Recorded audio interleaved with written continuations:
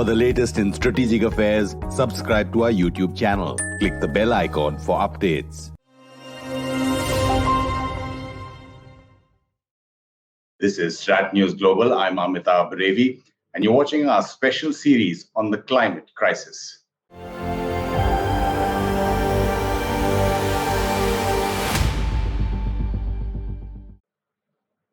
Glad to be joined again from Katebon in Mauritius by the former president of Mauritius, Ameenah Gurib-Fakim. She's a biodiversity scientist as well, professor, a global leader in sustainable development. Thank you so much for giving us time. Thank you for having me, Amitabh. It's a real pleasure. The pleasure is all ours, ma'am. Just wanted to get, even of late, when you look at around the globe, whether it's drought, whether it's excessive rainfall, whether it's fires in Siberia, extreme events of climate from Australia to the US to Asia, everywhere. How serious is the problem? Well, the climate issue is an issue which has not been taken seriously for many reasons. But I think the symptomatics, the problems which are associated with climate change are now becoming more and more visible. And as you have rightly said, we've seen the fires in Australia and incredible temperatures in Northern America. I think they went up to 49 degrees in Seattle. And then last week we saw the terrible flooding in New York. And these are places which have never experienced such terrible conditions. But, this has been happening in our parts of the world and unfortunately hasn't had the visibility that it should. And we look at the migration. We've seen that happening across Africa, and we've seen people migrating, even, dying in the Mediterranean. But part of it is associated, is a direct link to climate change. Crops are fading, livelihoods are impacted, and it's only now that it's becoming visible, as we see it across the world. So it's something to be tackled up front. As soon as we get to grips with COVID, I think the next big challenge will definitely be climate issues. Now, former President Trump and his like apart, do you see more of a realization among governments, policymakers, and even normal citizens of this need for immediate action, of emergency action? Unfortunately, as I've said, it hasn't been taken seriously, but there is now an economic issue to be addressed. And I think this is the issue with many people. As soon as you touch their pocket, then they start realizing it. So I think already in the United States, there will be increase in insurance, for example. With crops failing, food insecurity will crop in. So these are some of the issues that will directly impact the economies. And whenever you see issues impacting the economy, then people start taking it seriously. But beyond this, beyond the economics, there are issues that will need to be tackled up front. For example, the collapse of biodiversity. I think this week, toward the end of last week, we've had the very big IUCN meeting in France. And these are issues which are being flagged all the time. But the urgency with which these issues are being tackled is not there still. And hopefully by COP26 in Glasgow, and I think next month we have the Kunming meeting where biodiversity will take center stage. Again, scientists can keep on highlighting the issues, but now we need the politics to actually take this and formulate it into policies so that, people start taking this very, very seriously. And there was another professor, Professor Das Gupta. He also wrote a seminal paper on, how economics matter, how economics will play out in addressing biodiversity. So I think it's time now to react. And in fact, the time to react should have been yesterday, not as from COP26 in Glasgow. We should actually address this faster so that, we leave something behind for the next generation. And I think we would have failed them otherwise. I mean, this is the issue that we have to grapple with. When you talk about economies now, livelihoods are, people, when you're talking about normal citizens across the world, they are more concerned about their livelihoods on a day-to-day basis. how or has the message gone, down to the grassroots of how important it is, like you're saying, to give back this earth that we've got to the future generations? Well, the people are clamoring for change, and we know that change has to be enacted faster than it has. And but somehow the political leadership is still not listening, because we are not saying the decision being taken fast enough. For example, to look at policies, we see that people are still talking about addressing digging coal, for example, or still looking at the oil fields, and when options are there in terms of addressing greener energies. And one thing that the policymakers still haven't understood, that growth is still possible when we take on greener measures.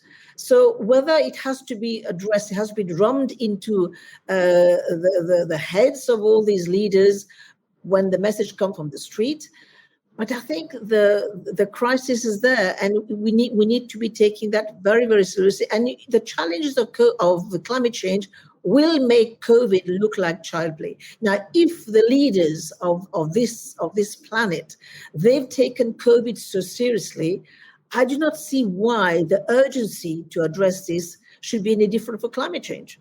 And yet it is still not there in terms of the speed at which we should be taking these decisions. You mentioned COP26 in Glasgow. Is it, as it has been put by both the president of COP26 and John Kerry, the US envoy, the last best chance humankind has? Well, I think the only successful one has been the breakthrough in Paris in 2015. This was the time when everybody came together and addressed the necessity to tackle climate issues. But this has been made possible only because of the commitment by all stakeholders to come together to try and address it. But having said this, Amit, climate change, people are always addressing now, they're putting the blame on emerging economies. But climate change didn't start now. It started with the first industrial revolution. And I think this is where we need to have a differentiated approach, a differentiated commitment, and we need to, I'm not going to say make make the rich people pay, but there has to be a commitment taken to at least develop, for example, the Green Fund. Now, if you look at the world economy, we are talking about the world economy of $100 trillion. And yet they are at a loss to capitalize the Green Climate Fund that will help countries adapt to 100 billion. So there is a problem there. And this is where we need to keep on drumming this to all those who have been there polluting the atmosphere, that you don't see why poorer countries, especially if you look at Africa, why should this continent bear the brunt of climate change when this continent has hardly contributed to any greenhouse gas emission?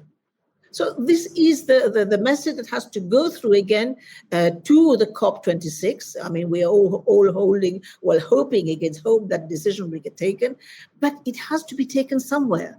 And those who have polluted more, they need to pay more. Unfortunately, I see it that way, very, very, very much black and white, but that's the fact on the ground. Just to develop the thoughts that you are talking about in terms of the polluter pays principle, but that's what the developing countries, I beg your pardon, have been trying to unify and say for a long time. Has that worked in any case, or is the developed, seeing the divisions in the developing countries using that? Well, they haven't seen it for a long, long time. But I think now, when we see the vagaries of climate change, we have just mentioned New York, Seattle, Australia, and all the rest of it. And we've seen the movement on the ground now, because livelihoods have been lost in the north. So maybe now they will take this seriously, because as I said, the economic cost of not acting on climate change is going to outstrip all the issues that we have discussed so far. So it's in their interest. And of course, we know that when this kind of scenarios play out, when the rich get touched more, then of course they will react. So hopefully, Again, it is not an issue of altruism. It is an issue of addressing this through multilateral means. Climate change is a global issue, and we need to find global partners. We need to find global solution. I mean, just think of my country, a tiny island in the Indian Ocean. How are we going to be able to cope with a rising sea level? How are we going to talk about acidification of the oceans? And all these are existential threats for our livelihoods. But this is for us, I mean, we know what challenges are, but take a country like India, for example, how big it is and how that is going to impact livelihoods. Countries like China, all these emerging countries, we are all in the same boat. And this is the message we have to get across, that this calls for multilateralism. It calls for multilateral, decision, everything that you can, solution that we can think about, but it needs to be addressed at the global level. And this is where we call on the global players to take it as seriously as they have taken the COVID challenge, because otherwise it is not possible. But in terms of specifics, when you're talking about the developed countries, whether it's a small country like Mauritius or the Maldives or India or China, in terms of either financially helping or technology transfer for renewable energy sources, how is that progressing on a multilateral scale? Well, I mean, we have seen how much resistance there was to share the technologies, and we looked at TRIPS, for example, for the vaccine. We saw the challenges there. People are not ready to share. And this is a fact of life. And but I think, as I said, the only way that things will move ahead is when we see the damages happening to economies, maybe not in the poorer countries. It's not going to make a dent, but when the economies are affecting elsewhere in the north, then of course, then they will move to take action. Unfortunately, that's a sad fact of life. And so we are hoping that people will come to their senses faster. And we again count on the multilateral system that hopefully they will act together. But we don't expect any miracle, any changes, but things will happen because others are being impacted more. You keep stressing on the fact that it has to be a multilateral solution because it is a global problem. But if you look at the geopolitics politics of it now, the U.S. Climate czar, as he's called, envoy John Kerry, traveling to Japan and China of late, he's come to India, gone to the Gulf as well. When you look at the dynamics in terms of geostrategics between the U.S. and China, now China says that the relations with the U.S. should be wholesome, not just climate change agreement with the U.S. or cooperation on that front, while there is this antagonism on the other front. The U.S. says that it has to be different. Do you think geostrategic policy is getting in the way of this multilateral agreement as well, or cooperation? Well, I say, unfortunately, everything nowadays is linked to this geopolitical dynamics which is happening across the world.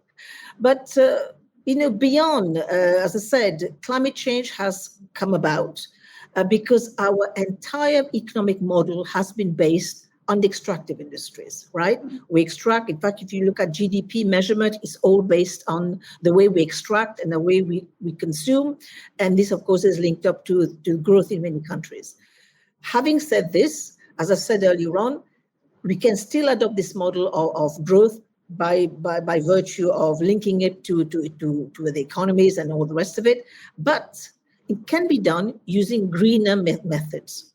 And now just to lump it to countries like China and to, just in terms of the indicators, or these are the biggest polluters, this, that, and the other, it is going to be counterproductive. As I said, the Industrial Revolution started in the West. They started adding carbon to the atmosphere much longer than those emerging countries. I mean, the emerging countries, they have only used the same model that the West had used to grow. So this is what we know as so far. But we have come to a point where apportioning blame is not going to help. We are where we are. We are all in the same boat. We are all moving together in this one planet. There is no planet B. So we have to sit down together, and it is possible, it is doable, but we need to move out of this geopolitical blame game situation that's been happening for a long time. We just need to sit together, acknowledge there is a problem, acknowledge that it's going to impact all of us, equally or in some cases more than others by virtue of geography. So we have to sit down together around a table and sort this out. Blame game, geopolitics is not going to help. We have to listen to the science, and the science has been speaking for the past 40 years that we need to cut on emission. And until we don't get this message out that emission is the problem that we have to tackle, we will be going backward and forward in a yo-yo fashion, and nothing is going to come about. And of course, we're going to see more destruction, more lives, and more livelihood loss. And we don't want that. So let us all sit together and think rationally, listen to the science, listen to the experts, and we're all saying the same thing: reduce emissions. Professor Fakim, when you're talking about emissions now, how do you say, for example, assess India, which says it's on course to even outperform what the pledges were made during the Paris Climate Agreement to reduce, the carbon footprint by 33 to 35% from 2005 levels by 2030? How do you assess India's performance? Well, I think India has led the way with green energies, and it has shown, at least some of the models that they have developed in the country, that it is possible to actually access energy through greener means. I think there are many good examples, just like India, but I think we need to create this movement of those good players and, kind of change the narrative, because I think you as a media, you have a very powerful role to play. And there has to be some transparency in other media as well to show those countries which are doing good and showcase those. Unfortunately, they still, in the media, it is still skewed by virtue of, what we know in terms of projection of the images of those countries. But we need to have this coalition and this alliance of all those countries that are doing good to show the world that it's possible, it's doable.